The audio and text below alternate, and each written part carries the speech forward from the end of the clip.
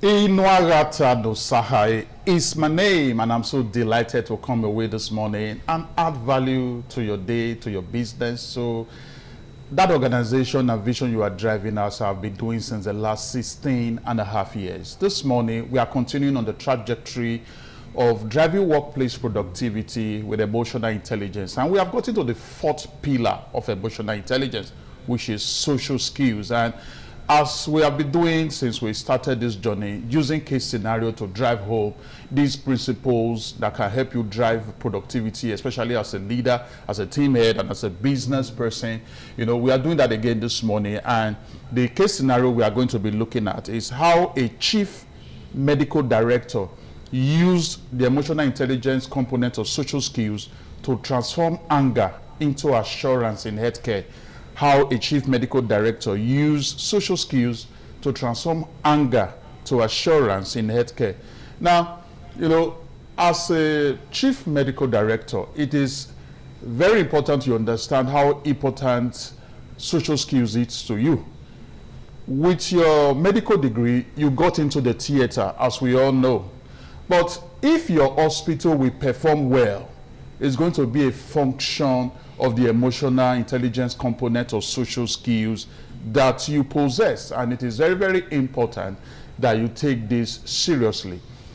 For a chief medical director of a private hospital, for example, the emotional intelligence component of social skills is your ability to effectively manage relationship, communicate clearly, be able to, navigate interpersonal dynamics towards ensuring that we achieve amazing patient outcome, ensuring teamwork, and achieving hospital goals. So for you as a chief medical director of a private hospital, the emotional intelligence component of social skills is a strategic leadership asset for you that will help you to project yourself in a positive light, project your hospital in a positive light.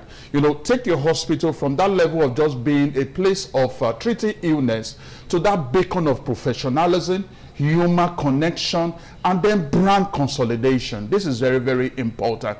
And like we said, we are going to be looking at the case scenario, that will help you to see this in a practical light. The title of the case scenario, like I said earlier, is how a chief medical director used the emotional intelligence component of social skills to transform anger into assurance in healthcare. Now, I go straight into the case scenario. The incident: a patient in the surgical ward was mistakenly administered a double dose of potent analgesic due to a transcription error between the night and morning nurse shifts.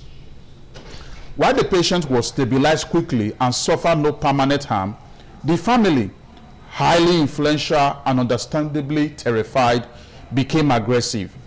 They gathered in the hospital lobby, demanding a refund and threatening to post a negative review on social media, alleging negligence and carelessness. Now, the CMD's social skill intervention. The chief medical director was alerted.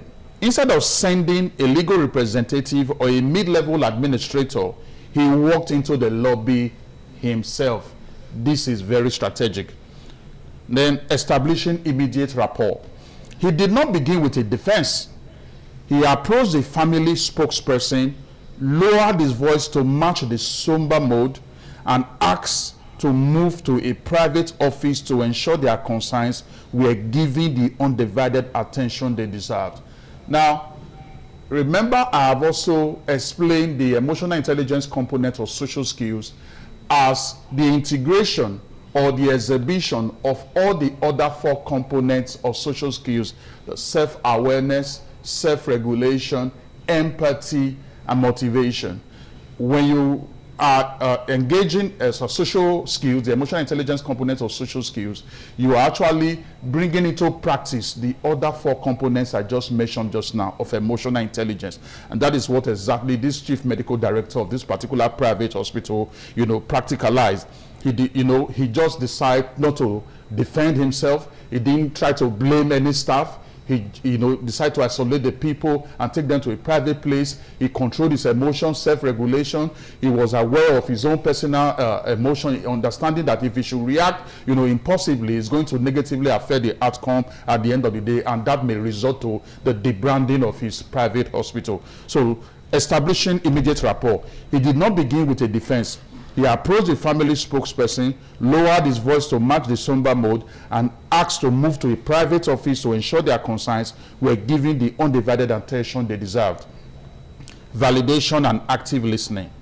Once private, he allowed the family to speak for 10 minutes without interruption. The emotional intelligence component of self-regulation in place. He maintained composure. As it is presently said in our environment, he maintained his steeze, he kept his composure.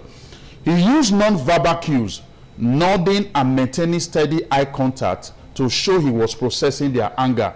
He validated them by saying, if this were my mother, I would be just as outraged. This is the emotional intelligence component of empathy, which makes somebody or makes a leader to see things from people's perspective coming into play. Emotional intelligence is for you to understand the feelings and the pains of other people. The emotional intelligence component of empathy is you understanding the pains, the feelings, the perspective of others. And that was exactly what the CMD did here in this case scenario. And it will show that he made an empathy statement, which I read just now. If this were my mother, I would be just as outraged. Transparent persuasion. Rather than hiding behind medical jargon, he explained exactly how the transcription error occurred. He then pivoted to the solution, outlining the new double-check digital protocol he was implementing that very afternoon to ensure it never happened again. That is the emotional intelligence component of motivation, which is commitment to seeing, to seeing that things are done better in ensuring that customer satisfaction, ensuring organizational goals, are achieved. That is exactly what the CMD did right here. Let me take that line again. Transparent persuasion.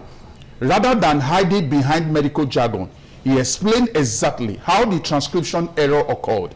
He then pivoted to the solution, outlining the new double-check digital protocol he was implementing that very afternoon to ensure it never happened again. Collaborative resolution. He then asked the family what would make them feel safe for the remainder of the patient's stay. By involving them in the solution, he transitioned them from adversaries to partners in the patient's care. Very important. The outcome, the family felt respected and heard. They dropped the threat of a social media campaign and expressed appreciation for the CMD's personal involvement. The patient remained at the hospital for the duration of their recovery. Then let's see 3 leadership lessons from this case scenario. Number 1, presence is the ultimate de-escalator. Powerful statement. Presence is the ultimate de-escalator. In moments of crisis, the socially skilled leader understands that their physical presence carries weight. By showing up personally rather than delegating the conflict, the CMD signaled that the family's dignity was worth his time. This immediate investment of status often neutralizes the need for external escalation, such as lawsuits or public outcries. Now, in critical moments, physical presence and direct engagement are more powerful than hierarchy or formal authority. Presence builds trust faster than position.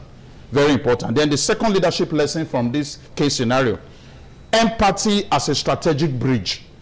The CMD used empathy not just as a feeling, but as a social tool. By mirroring the family's concerns, where he said, if this were my mother, he collapsed the us versus them barrier. When a leader acknowledges a mistake with genuine human emotion, it becomes harder for the aggrieved party to remain combative. Emotional validation is a strategic leadership tool. I believe you are noting that. Then the third leadership lesson from the case scenario, turning failure into systemic evolution. Socially skilled leaders do not just apologize, they offer a vision for the future. By detailing the protocol changes, the CMD moved the conversation from a past mistake that couldn't be changed into a future improvement that provided value. He successfully reframed a clinical failure as a catalyst for institutional growth.